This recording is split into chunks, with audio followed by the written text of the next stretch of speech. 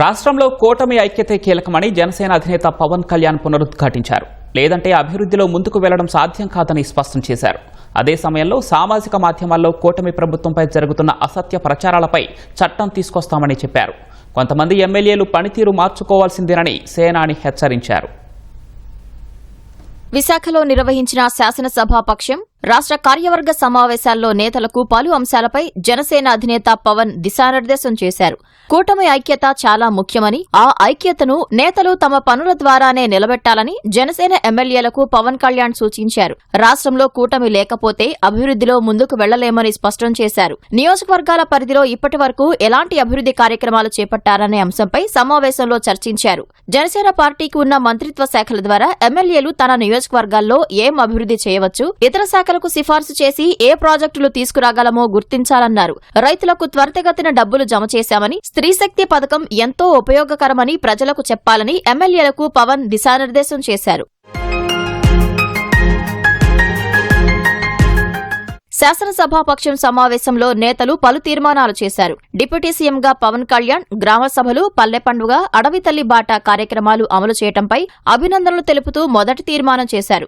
సామాజిక మాధ్యమాల్లో విశృంఖల ధోరణులను అరికట్టి మహిళల గౌరవ మర్యాదలను కాపాడేలా ప్రభుత్వంపై అసత్య ప్రచారాలను నిలువరించేలా బలమైన చట్టం అవసరమని తీర్మానించారు. రాష్ట్రంలో సంక్షేమం, అభివృద్ధి సమ్మిళితంగా సాగటానికి సహకరిస్తున్న ప్రధానమంత్రి మోదీ సూపర్ 6 హామీల అమలు చేస్తున్న సీఎం చంద్రబాబుకు ధన్యవాదాలు తెలిపారు.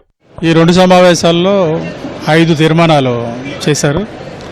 ముఖ్యమైన తీర్మానం ఏంటంటే ఈ సోషల్ మీడియాలో అబ్యూస్, ఎవరిని పడితే వాళ్ళని తిట్టడం, ముఖ్యంగా ఆడవాళ్ళని, ప్రభుత్వంలో ఉన్న వాళ్ళని ఎలా పడితే అలా మాట్లాడటం, ఇవి భవిష్యత్తులో సొసైటీలో చాలా తీవ్ర పరిణామాలకు దారితీసే అవకాశం ఉంది.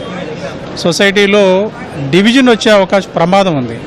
వ్యక్తుల మధ్యన వైరుధ్యాలు పెరిగే ప్రమాదం ఉంది. కొందరు దీన్ని వ్యవస్థీకృతంగా మార్చేసి సోషల్ మీడియాలో ఈ వికృతి క్రీడకి తెరలేపారు.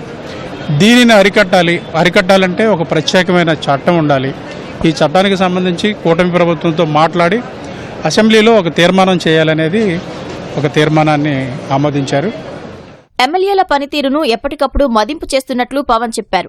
నివేదికలన్నీ ఉన్నాయి, ఎవరు ఎక్కడ ఎలా వ్యవహరిస్తున్నారో తెలుస్తూనే ఉందంటూ నేతలను హెచ్చరించారు. ఖచ్చితంగా పనితీరు మార్చుకోవాలని, కార్యకర్తలకు చేరువగా ఉండాలని స్పష్టం చేశారు. ప్రజలు అధికారంలోకి తీసుకొచ్చారంటే మీ నియోజకవర్గం నుంచి ప్రభుత్వం వరకు మీరు వారధులుగా ఉంటారన్న ఆకాంక్షతోనేనన్న జనసేనాని ఒక్కొక్కరికి పనితీరు నివేదికలు ఇచ్చి సమాధానాలు కోరినట్లు తెలుస్తోంది. పదవులు రాలేదు అని చాలా మంది మాట్లాడుతున్నారని, పదవుల వ్యామోహంలో పడి మన మూలాలను మర్చిపోతున్నారని పవన్ వ్యాఖ్యానించారు. కార్యకర్త ఇంటికి వెళ్లి ఒకరోజు నిద్ర చేసి వారి కష్టాలు తెలుసుకునే విధానం ప్రారంభించాలని గాజువాకకు చెందిన సురేష్ కుమార్ ఇచ్చిన సూచన బాగుందని పవన్ అన్నారు. ఈసారి విశాఖ పర్యటనకు వచ్చినప్పుడు సురేష్ కుమార్ ఇంటికే తొలుత వెళ్తానని చెప్పారు.